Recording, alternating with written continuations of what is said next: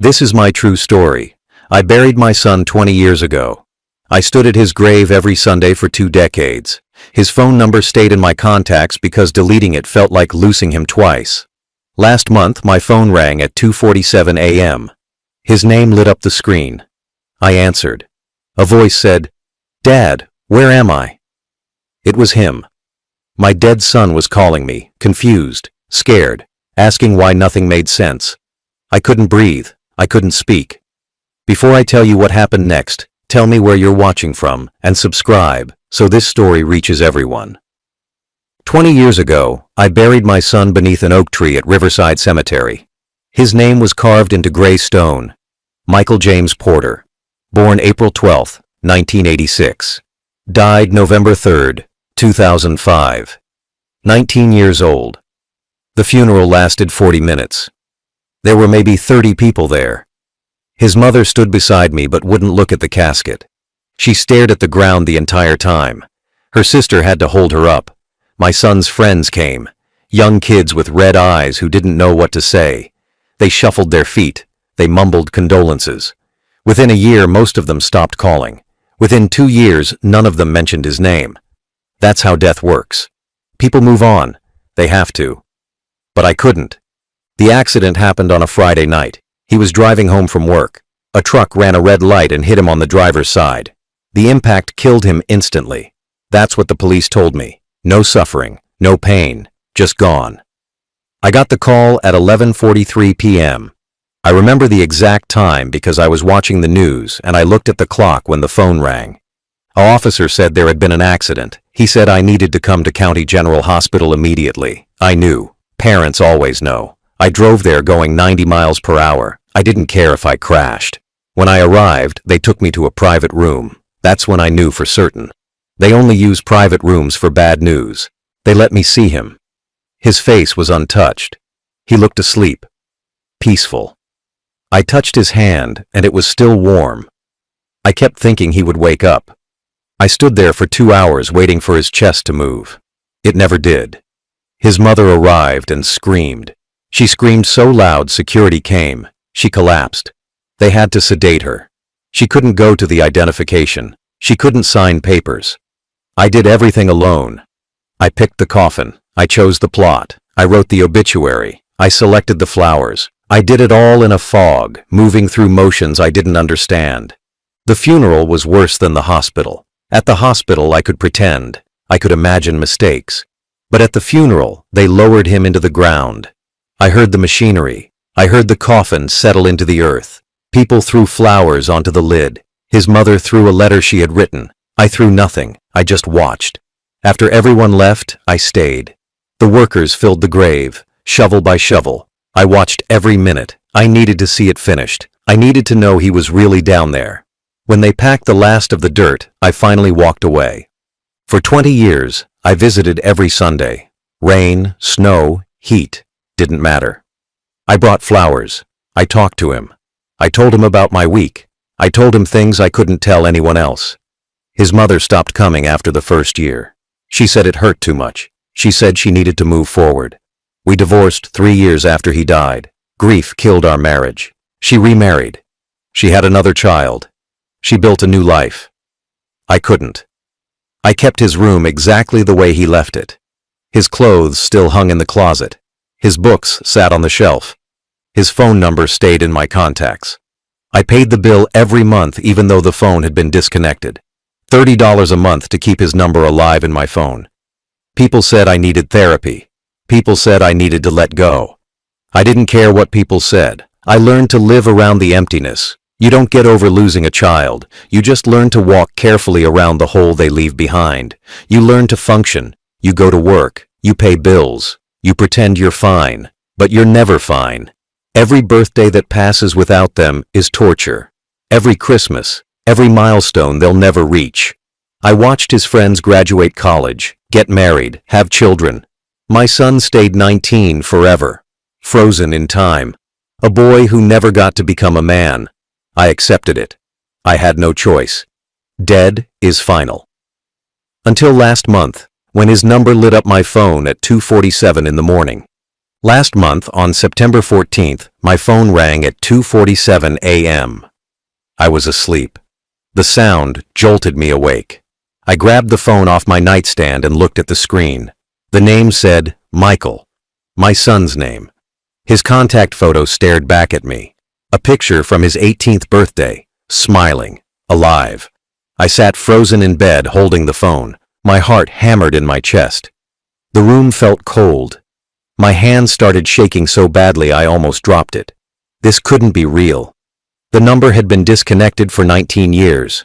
I kept it in my contacts, but it didn't work. I had tried calling it hundreds of times over the years.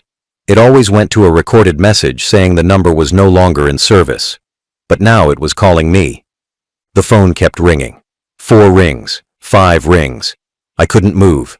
My thumb hovered over the answer button, but I couldn't press it. What if it was a mistake? What if it was some sick prank? What if I answered and heard nothing? On the 6th ring, something inside me broke. I pressed the button. I lifted the phone to my ear. For 3 seconds I heard nothing, just silence. Dead air. Then I heard breathing. Slow breathing. In and out. Steady. Human. Someone was there. My throat closed up. I couldn't speak. I tried to say hello, but no sound came out. Then a voice spoke. Dad? One word. Quiet. Confused. Scared. My son's voice. I know my son's voice. I heard it every day for 19 years. I heard it in my dreams for 20 years after. This was him. Not a recording. Not a memory. Him. Actually, him. Speaking to me through the phone. My vision blurred. Tears ran down my face. I still couldn't speak. My body wouldn't work. Dad, are you there? He said again. His voice cracked. He sounded desperate, lost. I forced air into my lungs. I forced words out of my throat. Michael? I whispered. My voice didn't sound like my own. Silence on the other end. Long silence. Then, yeah, it's me. Where am I? His question made no sense. Where was he? What kind of question was that? What do you mean? I asked. My voice was shaking. Where are you calling from? More silence. I heard him breathing faster now, panicked breathing. I don't know, he said. I don't know where I am. Nothing makes sense. Dad, something's wrong. Everything feels wrong. I stood up from my bed. I turned on the light. I needed to think clearly, but my brain wasn't working. My son was dead. I buried him. I watched them put him in the ground. This couldn't be happening. Michael, what's going on? I asked. Where have you been? I didn't know what else to say. What do you ask someone who's been dead for 20 years? He made a sound like a sob. I don't know, he said. I remember the accident. I remember the truck hitting me. I remember dying. I felt it, Dad. I died. But then I woke up and everything was different. I look different. I feel different. I'm in some place I don't recognize and people walk right past me like I'm not even here. I've been trying to figure out what happened, but nothing makes sense. I found a phone. Your number was the only one I remembered. My legs gave out. I sat down hard on the edge of my bed. My son remembered dying. He knew he died, but he was talking to me. How was he talking to me? Are you hurt? I asked. Stupid question.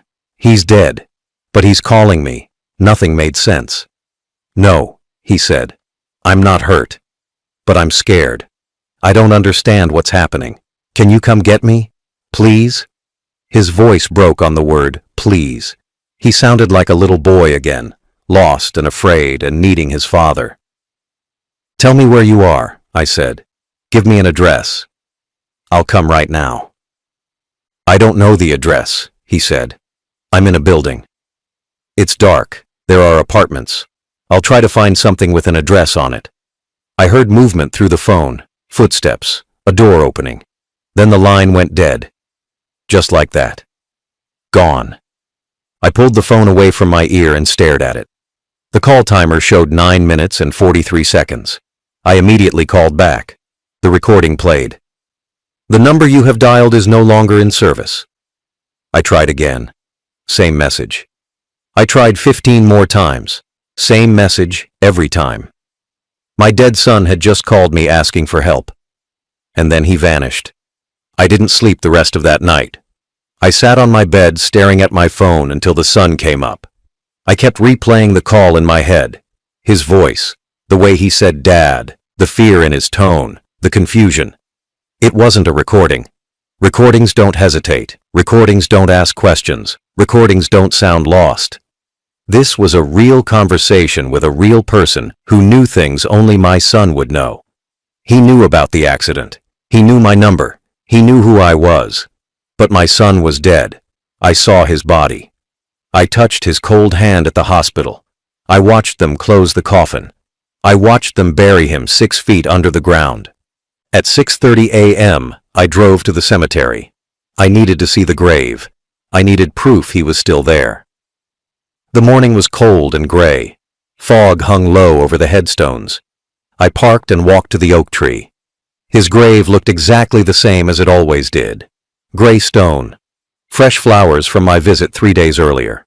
The ground was solid and undisturbed. No one had dug him up. No one had touched the earth. I knelt down and put my hand on the grass. It was cold and wet with dew. "Michael," I whispered.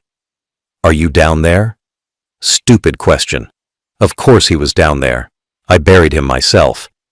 But then who called me? I stayed at the grave for an hour. I didn't pray. I'm not religious. I just sat there trying to make sense of what happened. Maybe I dreamed it. Maybe grief had finally broken my mind after 20 years. Maybe I was going crazy. But when I checked my phone, the call was there in my history. Michael's name. 2:47 a.m. 9 minutes and 43 seconds. Not a dream. Not a hallucination. Real. I took a screenshot of the call log. I needed evidence. I needed proof that I wasn't losing my mind. Then I drove home and waited. I didn't know what else to do. 3 days passed. Nothing. No calls. No messages. I barely ate. I barely slept. I kept my phone in my hand every second. I was afraid to shower because I might miss a call. I was afraid to leave the house. My neighbor knocked on my door asking if I was okay. I didn't answer. I just sat in my living room staring at my phone, willing it to ring. On the 4th day, at 3:15 a.m., it rang again. His name. His picture. I answered before the first ring finished. "Michael?" I said immediately. "Dad?" His voice came through. He sounded worse than before. Tired. Desperate. "I found something. I found an address." My heart jumped. "Where?" I grabbed a pen and paper off my coffee table. "What's the address?" He read it slowly. 4247 Riverside Avenue, Apartment 8, Moorfield, West Virginia. I wrote it down. My hand was shaking so hard I could barely read my own writing. "That's 2 states away," I said. "What are you doing there?" He made a sound between a laugh and a sob. "I don't know," he said. "I don't know how I got here. I don't know why I'm here. But Dad, something's really wrong. I went outside today and people looked right through me. A woman walked into me, actually into me. Like I wasn't solid. I think I'm dead. I think I'm a ghost or something." "You're not a ghost," I said. I didn't know if that was true, but I said it anyway. "You're talking to me. Ghosts can't use phones." He laughed, but it sounded broken.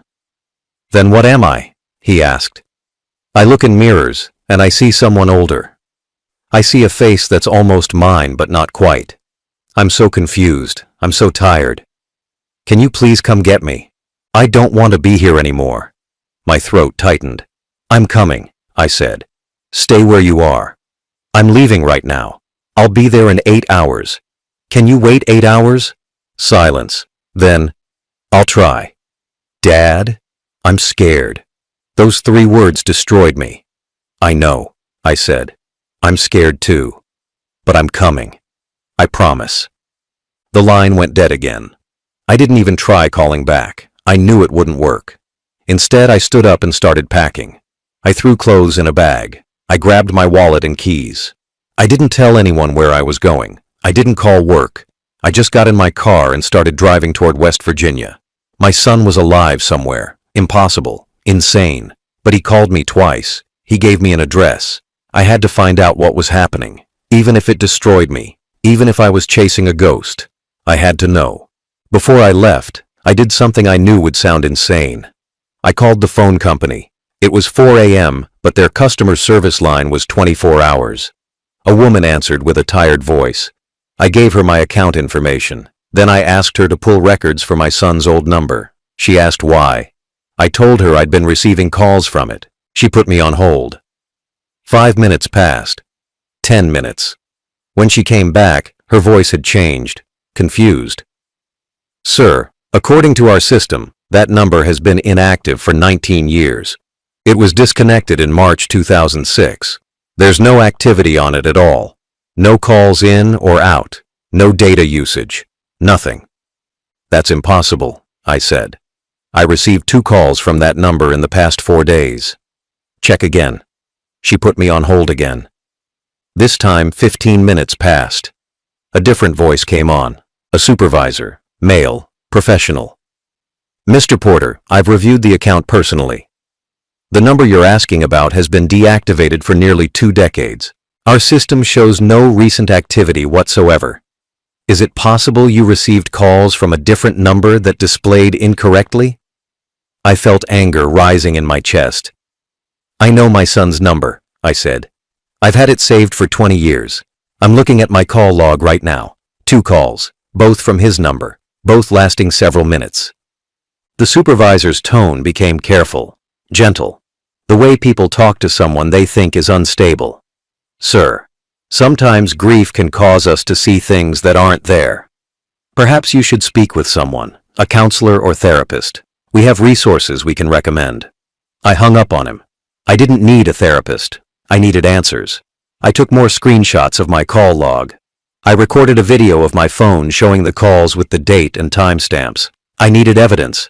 I needed proof that I wasn't crazy. Then I got in my car and started the 8-hour drive to West Virginia. I drove straight through, no stops except for gas. I bought coffee at a truck stop and kept driving. My mind raced the entire time. What would I find at that address? Would Michael be there? Would it be abandoned? Would there be nothing at all? Part of me expected to arrive and find an empty lot, but I had to go. I had to see. The address was burned into my brain. 4247 Riverside Avenue, Apartment 8, Moorfield, West Virginia. I punched it into my GPS, 8 hours and 12 minutes. I did it in 7.5. I arrived at 11:47 a.m. The address led me to an old apartment building on the east side of town. 4 stories, red brick, built maybe in the 1970s. But something was wrong immediately. The windows on the first floor were boarded up. The front door had a chain and padlock on it. A faded orange sign hung on the fence. Condemned. No trespassing. Scheduled for demolition. My stomach dropped. This building was abandoned. Empty. How could Michael be here? I parked across the street and stared at it for 10 minutes. This had to be wrong. Maybe I wrote down the address incorrectly. But when I checked my notes, it was right. 4247 Riverside Avenue. This was it. I got out of my car and walked closer. The fence around the property was chain link with holes cut in multiple places. Easy to get through. I looked around. The street was quiet. No one watching. I slipped through a hole in the fence and approached the building. The front door was locked with the chain, but around the side, I found a door with a broken lock. I pushed it open. It creaked loud enough to make me freeze. I waited. No sound from inside. I stepped through into darkness. The smell hit me immediately. Mold, rot, stale air. I turned on my phone's flashlight and looked around. I was in a hallway, peeling wallpaper, stained carpet, graffiti on the walls. Apartment doors hung open on both sides. I walked slowly down the hall, checking the numbers. Apartment 1, Apartment 2, all of them empty. Trash on the floors, broken furniture, evidence of squatters and drug users. This place had been abandoned for years, maybe a decade. I reached the stairwell and climbed to the second floor. More of the same. Decay, emptiness, silence. I checked every apartment. Nothing. No sign anyone had been here recently. I climbed to the third floor. My hands were shaking. My heart pounded. And then I found apartment 8. Apartment 8 was at the end of the third floor hallway. Unlike every other door in the building, this one was closed. Fully closed. No damage. The number 8 hung straight on the door in brass metal that looked polished. Clean. I stood in front of it for a full minute. Every instinct told me to leave, to run. But I came here for answers. I reached out and turned the handle. It wasn't locked. The door opened smoothly, silently, no creaking. I pushed it open and stepped inside. Then I stopped breathing. The apartment was perfect, completely perfect. While every other unit in the building was destroyed and rotting, this one looked like someone lived here. The walls were painted soft blue, clean, no peeling, no water damage. The carpet was beige and spotless. I could see vacuum lines in it, fresh vacuum lines. The air didn't smell like mold, it smelled like soap and coffee. I walked further inside and my legs felt weak. The living room had furniture, a brown couch, a coffee table, a television on a stand. Everything neat and arranged, like a normal apartment, like someone's home. On the walls were photographs. I walked closer and my vision blurred. They were photos of my family. Me and my wife and Michael. Pictures from when he was a child. His first day of kindergarten. His 10th birthday party. Christmas morning when he was 12. A photo from his high school graduation. I had copies of these exact photos at my house. How were they here? Who put them here? I touched the frame with shaking fingers. The glass was clean. No dust. These had been hung recently. I moved to the next wall. More photos. But these were different. These showed Michael older, in his 20s, in his 30s. Photos that never existed. Photos that couldn't exist because he died at 19. In one photo, he stood in front of a college building wearing a graduation gown. In another, he sat at a restaurant with friends I didn't recognize. Another showed him standing in front of this exact apartment building, smiling, alive, looking maybe 35 years old. I pulled out my phone and took pictures of everything. My hands shook so badly the photos came out blurry. I had to steady myself against the wall. This wasn't possible. None of this was possible. I walked into the kitchen. Clean dishes in the drying rack. A coffee mug on the counter with brown liquid still in the bottom. I touched it, still slightly warm. I opened the refrigerator. Food inside, milk, eggs, leftovers in containers. I checked the date on the milk. It expired in 5 days. Fresh, recent. Someone was living here. Someone was eating here. In a condemned building scheduled for demolition. I closed the refrigerator and saw a note held to the door by a magnet. My heart stopped. The note was handwritten on lined paper. I recognized the handwriting immediately. Michael's handwriting. The same messy scrawl he'd had since middle school. I pulled the note off the fridge and read it. Dad, if you're reading this, I don't know what's happening to me. I woke up here 3 weeks ago with no memory of how I got here. I have ID that says my name is Marcus Powell. I'm 38 years old. I work at a factory. I have an apartment and a life I don't remember living. But it's not my life. I remember being Michael. I remember you. I remember Mom. I remember dying in that accident. I felt the impact. I felt everything stop. Then I woke up here as someone else. 20 years passed, but I don't remember any of it. The people here know me as Marcus. They've known me for years. But I'm not Marcus. I'm Michael, your son. I think I'm supposed to be dead. I think something went wrong. I don't belong here. Please help me figure out what happened. I read the note 3 times. My vision kept blurring with tears. I folded it carefully and put it in my pocket. Then I walked to the bedroom. The door was half open. I pushed it all the way and looked inside. A bed neatly made. A dresser with more photos on top. A closet with clothes hanging. Men's clothes. Size large. Michael wore size large. On the nightstand sat a wallet and a set of keys. I picked up the wallet and opened it. Inside was a driver's license. The photo showed a man who looked like an older version of my son. Same eyes, same nose, Same slight scar on his chin from when he fell off his bike at age 7. But the name on the license said Marcus James Powell. Date of birth, April 12, 1986. The same birthday as Michael. Address 4247 Riverside Avenue, Apartment 8, Moorfield, West Virginia. I sat down on the bed because my legs wouldn't hold me anymore. My son died 20 years ago. I buried him. But according to this license, he'd been living here under a different name, living a life he didn't remember. How was that possible? I pulled out my phone to call the police. Then I stopped. What would I tell them? My dead son is alive, but doesn't remember being alive? They'd think I was insane. I put the phone away. I needed more answers first. I needed to understand what happened before I involved anyone else. I stayed in that apartment for 2 hours, searching through everything. I found bills addressed to Marcus Powell going back 5 years. Electric bills, water bills, pay stubs from Moorfield Manufacturing, all showing regular payments. A normal life. In a drawer, I found a lease agreement signed 3 years ago, Marcus Powell's signature, but it looked almost identical to how Michael used to sign his name. In another drawer, I found medical records, hospital visits, prescriptions, a file from a neurologist. I sat on the couch and read through every page.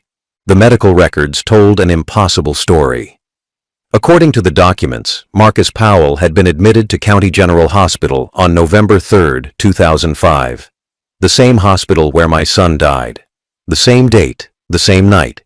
He'd been in a severe car accident, multiple injuries, head trauma. He was in a coma for 6 days. When he woke up, he had complete amnesia.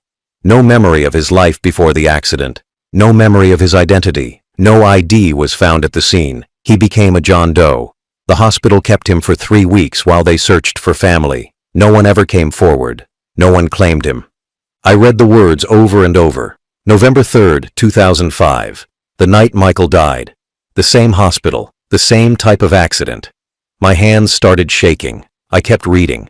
After he was released from the hospital, social services helped him. They gave him temporary housing. They helped him get ID under the name he chose for himself. Marcus Powell. He couldn't remember his real name, so he picked a new one. He got a job. He built a life from nothing.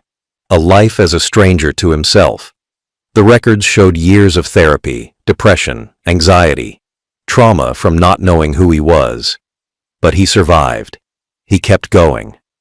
I found a business card clipped to the medical file. Dr. Sarah Chen, neurologist, County General Hospital. I called the number immediately.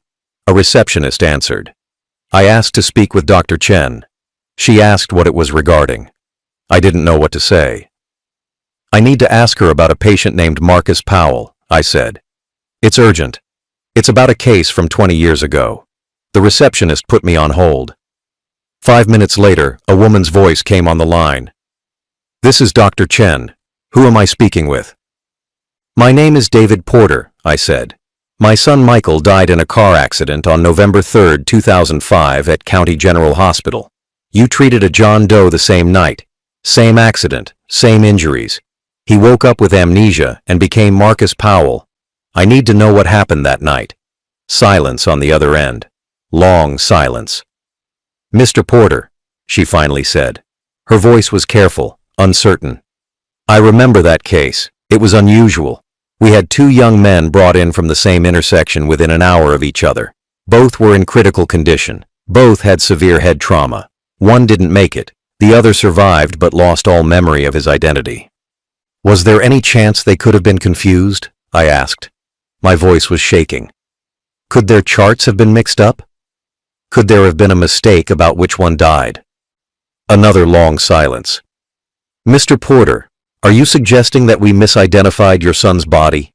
Her tone had shifted. Defensive now. I'm suggesting something went wrong that night, I said. I'm suggesting the boy who survived might actually be my son. I heard papers rustling on her end. That would be impossible, she said. We use fingerprints. Dental records when available. We don't make those kinds of mistakes. But you didn't have fingerprints for the John Doe, did you? I said. He had no ID, no wallet, nothing. You never knew who he really was. More silence.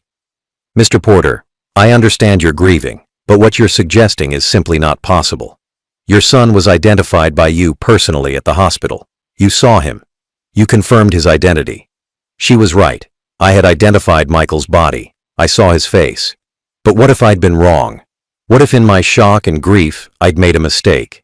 What if the boy in that bed wasn't Michael? Can you pull the records from that night? I asked. Please. I need to see everything. Admission times, treatment notes, everything about both patients. Dr. Chen sighed. Mr. Porter, those records are 20 years old. I'd need permission to release them. I'd need proper authorization. This isn't something I can just hand over. My frustration boiled over. My son called me, I said. Twice. From a disconnected phone number. He gave me an address. I'm sitting in his apartment right now looking at his medical files. Something happened that night. Something no one understood. Please help me figure out what it was. The line went quiet for so long I thought she'd hung up. Then she spoke again, her voice softer now. Give me until tomorrow, she said. I'll pull everything I can find. But Mr. Porter, I need you to prepare yourself for the possibility that you won't like what you find. Sometimes grief makes us see things that aren't there. I thanked her and ended the call. Then I sat in the silent apartment surrounded by evidence of an impossible life. My dead son had lived here, under a different name, with no memory of being my son. And somehow, 3 weeks ago, he started to remember. I spent the night in that apartment. I couldn't leave. I sat on the couch waiting for Michael to walk through the door, waiting for the phone to ring. Neither happened. At some point, I fell asleep. When I woke up, sunlight streamed through the windows. It was 9:23 a.m. My phone had 6 missed calls, all from Dr. Chen. I called her back immediately. She answered on the first ring. Mr. Porter, I found something, she said. Her voice sounded different, shaken. Can you come to the hospital? I need to show you in person. I drove to County General Hospital, the same place I'd gone 20 years ago when they told me Michael was dead. The same building, the same parking lot. Walking through those doors felt like stepping back in time. Dr. Chen met me in the lobby. She was in her 50s with gray hair pulled back tight. She looked tired, like she hadn't slept either. Follow me, she said. She didn't make small talk. She led me to a small office on the 3rd floor and closed the door behind us. On her desk were several thick folders and a laptop computer. I spent all night going through archives, she said. She sat down and gestured for me to sit across from her. What I found doesn't make sense, but you need to see it. She opened the first folder and spread papers across the desk. On November 3, 2005, 2 patients were admitted to this hospital from car accidents at the same intersection. Patient A arrived at 11:52 p.m. Critical condition, massive head trauma, multiple internal injuries. He was pronounced dead at 12:17 a.m. on November 4th. You identified this patient as your son, Michael Porter. She slid a document toward me. A death certificate. Michael James Porter. I'd seen this before. I had a copy at home in a box I couldn't bring myself to open. Patient B arrived at 11:58 p.m., Dr. Chen continued. 6 minutes after patient A. Also critical condition. Also severe head trauma. But he was stable enough for surgery. We operated for 7 hours. He survived but fell into a coma. When he woke up 6 days later, he had complete retrograde amnesia. No memory of anything before the accident. No ID was found. He became our John Doe. She opened another folder. Medical charts. Photos. This is Marcus Powell, the John Doe who survived. She turned her laptop toward me and opened a file. Side-by-side photos appeared on the screen. On the left was a hospital photo from November 2005. A young man in a hospital bed, bandaged, bruised, unconscious. On the right was a driver's license photo, Marcus Powell, taken years later. The same man, older. I stared at both images. My breath caught in my throat. That's my son, I whispered. The face on the left looked like Michael. The eyes, the shape of his jaw. Features I'd know anywhere. That's him. That's Michael. Dr. Chen leaned forward. Mr. Porter, here's what doesn't make sense. I pulled the original intake records from that night. Both patients came from the same accident scene. Both were driving vehicles involved in the same collision. But according to the police report, there was only one car accident that night at that intersection. A truck ran a red light and hit a sedan. One driver in the sedan. One driver in the truck. 2 people total. But we treated 2 patients with nearly identical injuries from the same location at almost the same time. I couldn't process what she was saying. How is that possible? I asked. She shook her head. It's not possible. Unless someone made an error in the reports. Unless there were actually 2 separate accidents minutes apart that got recorded as one. Or unless. She trailed off. Unless what? I demanded. She looked uncomfortable. Unless the patients were somehow confused during intake. It was a chaotic night. Multiple trauma cases. Overwhelmed staff. If 2 young men with similar injuries arrived minutes apart, if their charts weren't properly labeled immediately, if someone made assumptions about which patient was which. You're saying you might have declared the wrong person dead, I said flatly. The words felt like knives coming out of my mouth. Dr. Chen's face went pale. I'm saying there may have been confusion about patient identification during a critical moment. I'm saying mistakes, while rare, can happen. I'm saying the man who survived as John Doe has the same blood type as your son. The same approximate age, similar physical characteristics. And according to intake photos, similar facial features despite the trauma. She pulled out another document. This is the original police report from that night. It lists only one victim in the sedan, Michael James Porter, age 19, but it also notes that identification was found at the scene in the vehicle. I identified his body, I said. My voice sounded hollow. I saw him. I touched his hand. Dr. Chen nodded slowly. You identified a body that had severe facial trauma, in a moment of extreme emotional distress, in the middle of the night. After being told your son was dead, Mr. Porter, the human brain under that kind of stress doesn't always see clearly. And we don't always question what we're told when it confirms our worst fears. I stood up. The room felt too small, too hot. So you're telling me I buried the wrong person? That I've been visiting the wrong grave for 20 years? That my son has been alive this entire time and I didn't know? Dr. Chen stood too. I'm telling you there are irregularities in the records that warrant investigation. I'm telling you that Marcus Powell may need to be DNA tested. I'm telling you that what happened that night may not be as clear as everyone thought. She handed me a piece of paper with an address written on it. This is where Marcus Powell works. Moorfield Manufacturing, 3rd shift. He should be there tonight starting at 11 p.m. But Mr. Porter, you need to be prepared. If this man is your son, he doesn't remember being your son. He's lived an entire adult life as someone else. Approaching him could be traumatic for both of you. I took the paper. My hands were numb. If there's even a chance he's Michael, I have to see him, I said. I have to know. Dr. Chen nodded. I understand. I've arranged for a DNA test kit. If you can get a sample, a cheek swab, or even a hair with the root attached, we can run it against your DNA. We'll know for certain within 48 hours. She handed me a small plastic bag with a sterile swab inside. I put it in my pocket. One more thing, she said as I turned to leave. If this is your son, if Marcus Powell is actually Michael Porter, you need to understand that he's not the same person you lost. 20 years of living as someone else changes a person. Even if the DNA matches, the boy you knew is gone. I went to Moorfield Manufacturing that night at 10:45 p.m. The factory sat on the edge of town, surrounded by empty fields. A large metal building with trucks parked outside. Bright lights illuminated the parking lot. I sat in my car watching workers arrive for the night shift. Men in jeans and work boots carrying lunchboxes. I didn't know what Marcus Powell looked like now. I only had the driver's license photo and the pictures from the apartment. Would I recognize him? Would I see my son in a stranger's face? At 10:52 p.m., a silver Honda pulled into the lot and parked 3 spaces from me. A man got out. Tall, maybe 6'1", wearing jeans and a brown jacket. He grabbed a backpack from the passenger seat and started walking toward the factory entrance.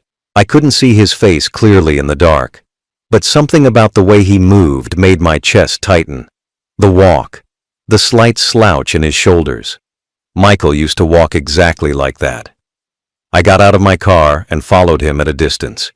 He reached the entrance and stepped under the bright lights above the door. I stopped walking. My legs wouldn't move. I could see him clearly now. His face. It was older. Lines around the eyes. Heavier jaw. But it was Michael's face. 20 years older. Exactly how he would look if he'd lived. The same nose. The same shape of his mouth. Even the way he ran his hand through his hair before opening the door. Michael did that exact gesture 1,000 times. I watched him disappear inside the building. Then I stood in the parking lot crying. Not quiet tears. Loud sobbing that I couldn't control. My son was alive. He was 38 years old and alive and working the night shift at a factory. I waited in my car for 3 hours trying to decide what to do. I couldn't just walk up to him. What would I say? Hi, I'm your father. You died 20 years ago, but you're actually alive. You just don't remember. He'd think I was insane. He'd call security. I needed proof first. I needed the DNA test. At 2:15 a.m., workers started coming out for their break. Groups of men smoking cigarettes and drinking coffee from thermoses. Then I saw him. Marcus. Michael. He came out alone and walked to the far edge of the parking lot away from the others. He leaned against the fence and stared up at the sky. I got out of my car and walked toward him. My heart hammered so hard I thought I might pass out. Each step felt impossible. When I was 20 feet away, he noticed me. He turned and looked at me directly. Our eyes met. For 3 seconds, we just stared at each other. I saw confusion cross his face. Then something else. Recognition, maybe. Or familiarity he couldn't explain. Can I help you? He asked. His voice. Michael's voice, but deeper. Rougher from years of living. I opened my mouth, but no words came out. Are you okay? He asked.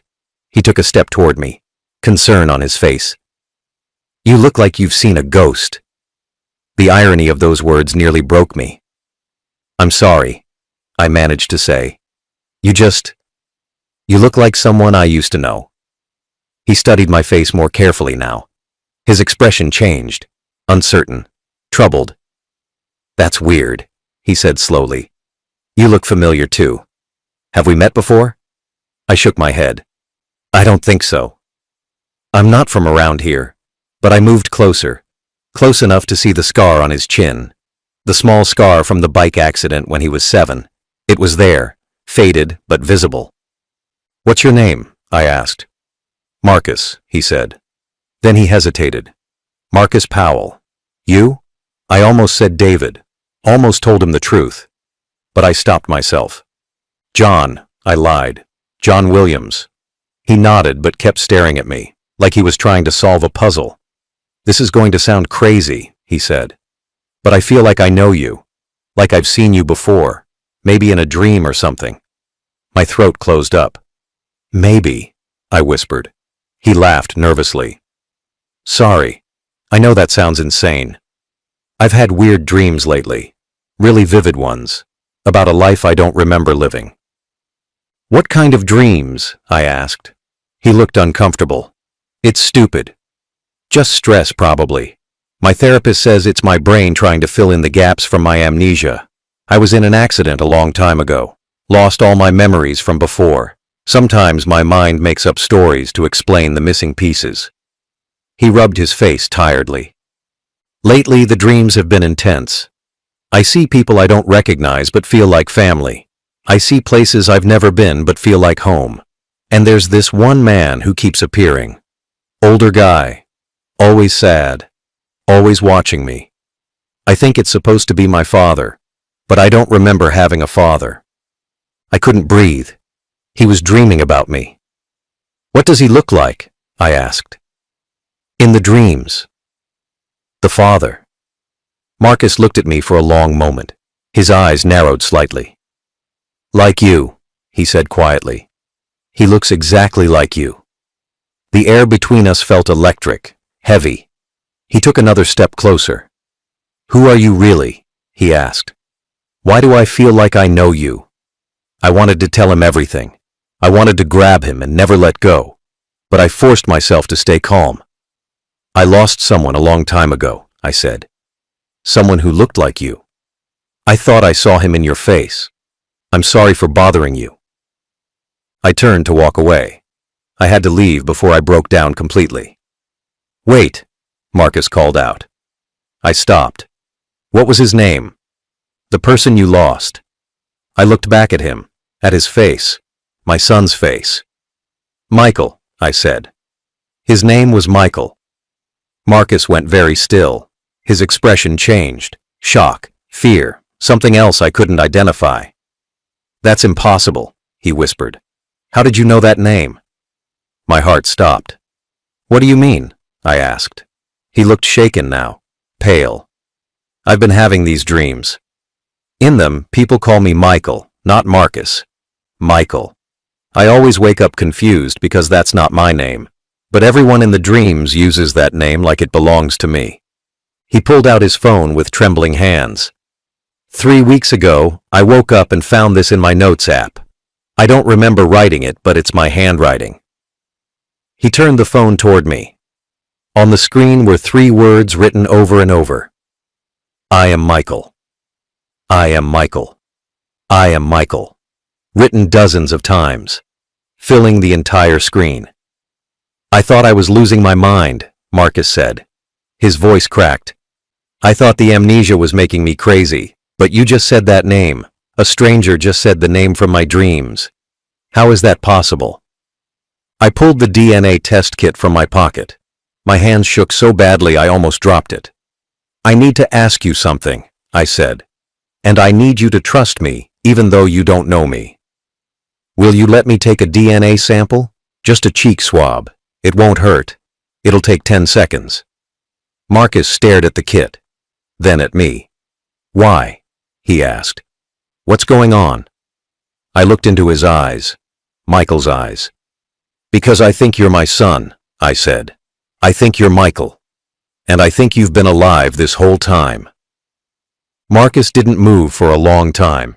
He just stared at me with an expression I couldn't read. Fear, confusion, something that looked almost like hope. Your son is dead, he finally said. His voice was flat, careful. You said you lost him. That means he's gone. I nodded. Tears ran down my face and I didn't wipe them away.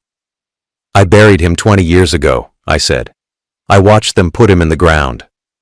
I visited his grave every week for 2 decades. But 3 weeks ago, he called me. Twice. From a phone number that's been disconnected for 19 years. He told me he didn't understand what was happening. He gave me an address. Your address. And when I got there, I found an apartment full of photos of my family, photos of you, and a note in my son's handwriting saying he didn't know who he was anymore. Marcus took a step backward. His face had gone white.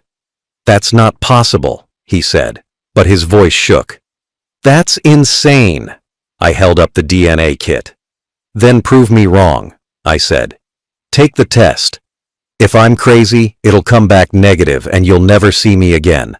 But if I'm right, if you're Michael, don't you want to know? Don't you want to finally understand who you are? His hand went to his mouth. He pressed his knuckles against his lips like he was trying to hold back words or screams. I died, he whispered. In my dreams, I remember dying. I remember the accident, the impact, everything going dark. I remember feeling my life end. So do I said. I remember getting the call that you were dead. I remember identifying your body at the hospital. I remember every second of your funeral. But what if we were both wrong? What if something happened that night that no one understood? Marcus closed his eyes. When he opened them, they were wet. If you're telling the truth, he said slowly. If I'm really your son, that means I lost 20 years. 20 years of life I should have had with you, with my real family. 20 years living as the wrong person. His voice broke. How do I come back from that? We figure it out together, I said. I stepped closer and held out the kit again. Please, let me take the sample. Let's find out the truth. He looked at the kit for a long moment. Then he nodded. Okay, he whispered. I opened the package with shaking hands. I pulled out the sterile swab. Open your mouth, I said. He did. I gently swabbed the inside of his cheek for 10 seconds like the instructions said. Then I sealed it in the plastic tube and put it in my pocket. How long until we know? He asked. 48 hours, I said. A doctor at County General Hospital is running the test. She'll compare your DNA to mine. Marcus wrapped his arms around himself. What do I do until then? He asked. How do I go to work and act normal when my entire reality might be a lie? I didn't have an answer. Can I call you? I asked. Can I give you my number so we can talk? He nodded and pulled out his phone. I gave him my number and he saved it. What do I call you? He asked. The question destroyed me. Whatever feels right, I said. John, or David, or nothing at all until we know for sure. He saved the contact as John. Then he looked at me with an expression of pure pain. I need to tell you something, he said.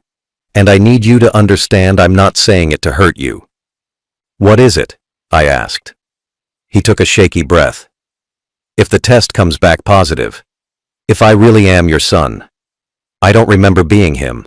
I don't remember you. I've lived as Marcus Powell for 20 years. That's the only life I know. Even if the DNA says I'm Michael Porter, I don't know if I can become him again. I don't know if that person even exists anymore. The words felt like a punch to the chest. But he was right. Even if he was Michael, he wasn't the Michael I lost. That 19-year-old boy was gone forever. I understand, I said. My voice barely worked. I just need to know the truth. Whatever happens after, we'll deal with it. He nodded. Then he did something I didn't expect. He reached out and touched my shoulder. Just for a second. I'm sorry, he said. For what you've been through. For what you lost. Whether I'm him or not, I'm sorry. Then he turned and walked back toward the factory. I watched him go. I stood in that parking lot until the sun came up. 2 days later, Dr. Chen called me. I was back in that apartment. I'd been staying there waiting for the results. When my phone rang, I couldn't answer it for 3 rings.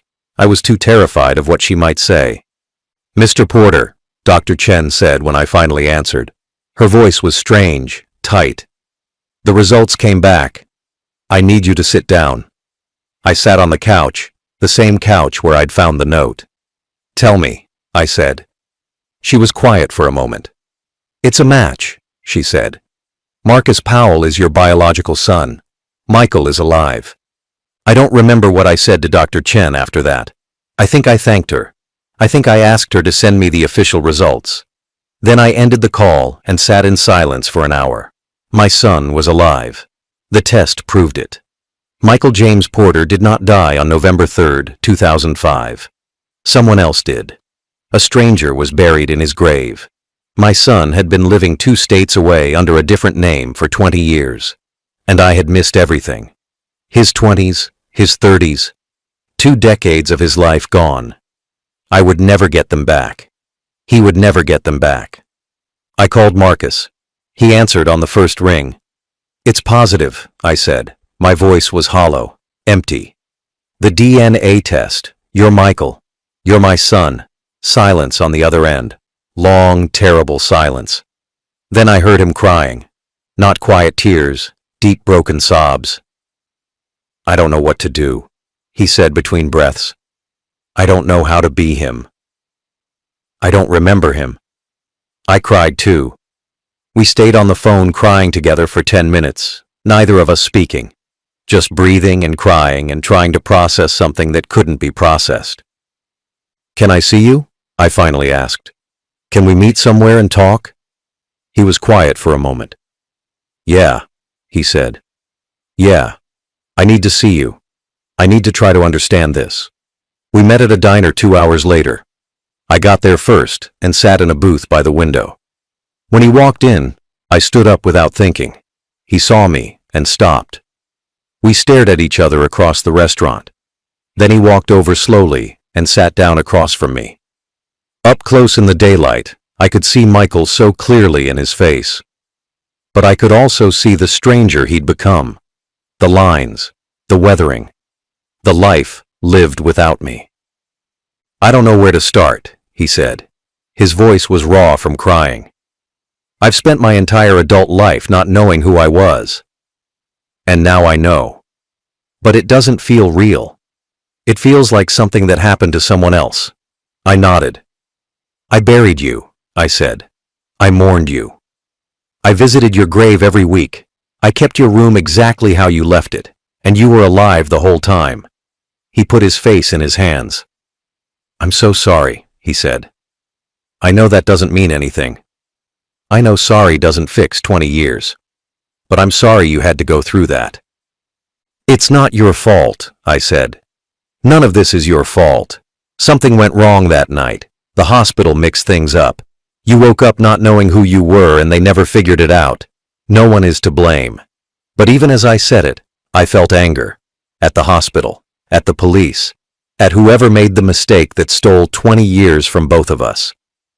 What do we do now? Marcus asked. How do we move forward from this? I didn't have an answer. I don't know, I said honestly. You're my son. The DNA proves it, but you're also Marcus Powell. You have a life, a job, an identity. I can't ask you to give that up and become someone you don't remember being. He looked at me with wet eyes. But I want to try, he said. I want to know who I was. I want to know you. I want to understand the life I lost. Even if I can never fully remember it, I want to try. Those words gave me something I hadn't felt in 20 years. Hope. Then we take it slow, I said. We spend time together. We talk. I tell you stories about who you were. You tell me about who you've become. We figure this out one day at a time. He reached across the table. His hand shook. I took it. His hand was bigger than I remembered, rougher. But when I held it, I felt something I thought I'd never feel again. My son's hand in mine. We sat in that diner for 4 hours.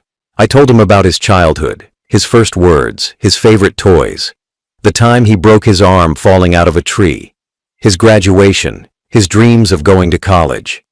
He listened to every word like he was hearing a story about a stranger. Maybe he was, but sometimes recognition flickered in his eyes. Small moments where something I said touched a memory buried deep.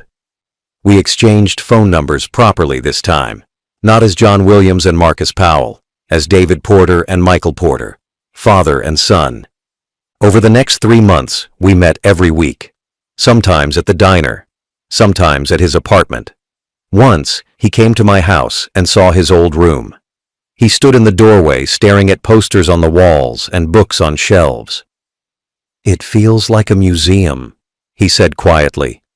Like I'm looking at artifacts from someone else's life. I told him about his mother, how she'd remarried, how she'd moved on. He said he wasn't ready to meet her yet, maybe never. Some wounds were too deep. I understood. I contacted the cemetery and had the grave examined. The body buried there was tested. It belonged to a 19-year-old named Christopher Hayes, a runaway with no family, no one looking for him. He'd died in my son's place and been buried under my son's name. I had his remains moved to a proper grave with his real name on the stone. The calls stopped after the DNA test came back. Michael's number never rang again. Whatever had caused it, whatever impossible thing had reached across 20 years to bring us together, was finished. I'd brought him home. Not the way I'd imagined, not as the boy I'd lost, but as the man he'd become. We would never get back the time we'd lost. We would never have those 20 years. But we had now. We had tomorrow. We had a second chance that shouldn't have existed. I buried my son 20 years ago. I mourned him. I visited his grave. I thought he was gone forever. Then he called me from beyond death and said he was just lost, and I brought him home.